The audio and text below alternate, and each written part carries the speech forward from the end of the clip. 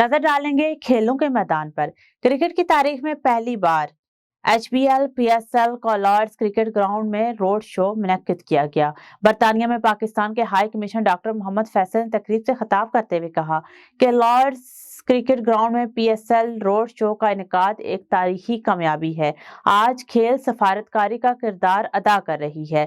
CEO PSL Suleman Naseer ने तकरीब से खिताब करते हुए कहा कि लॉर्ड्स क्रिकेट ग्राउंड में कामयाब तकरीब का इनेकाद पर खुशी है। सुलेमान नसीर का कहना था कि 2 टीमों की फ्रेंचाइज के लिए बर्ड्स ओपन है। पाकिस्तान क्रिकेट की तरोवीज के लिए भरपूर किरदार अदा कर रहा है और पाकिस्तान में क्रिकेट शाहीकीन मैदान में अच्छा खेल से लुत्फानंदोज होते हैं। बांग्लादेश क्रिकेट टीम के साबिक कप्तान और ऑलराउंडर शकीब अल हसन ने जानबूझकर गैर कानूनी एक्शन के साथ बॉलिंग करने का इंकशाफ किया है। शकीब अल हसन ने बॉलिंग एक्शन को 2024 में इंग्लिश काउंटी सरे की जानिब से खेलते हुए गैर कानूनी करार दिया गया था। गैर कानूनी बॉलिंग एक्शन की वजह से इन्हें मुअत्तल कर दिया गया था। एक इंटरव्यू में शकीब अल हसन ने इंकशाफ किया कि मेरा ख्याल है कि मैंने थोड़ी बहुत जानबूझकर गैर कानूनी एक्शन के साथ बॉलिंग की। उन्होंने बताया कि मैंने सरे की जानिब से समर टेस्ट के खिलाफ मैच में 70 से ज्यादा ओवर्स किए। अपने करियर में कभी टेस्ट मैच में इतने ओवर्स नहीं किए थे। इंग्लिश क्रिकेट टीम के साबिक कप्तान जाफरी बाइकार्ड ने कहा है कि इंग्लैंड क्रिकेट टीम गैर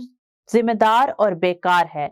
जाफरी बाइकार्ड ने कहा कि बेन स्टोक्स और ब्रेंडन समझते हैं कि सिर्फ इन्हें मॉडर्न टेस्ट क्रिकेट का इल्म है। हमें अब इन्हें सुनना बंद कर देना चाहिए। ब्रिस्बेन में एक ड्रामा शो पेश किया गया है। इस ऑस्ट्रेलियाई टीम को हराना चाहिए था।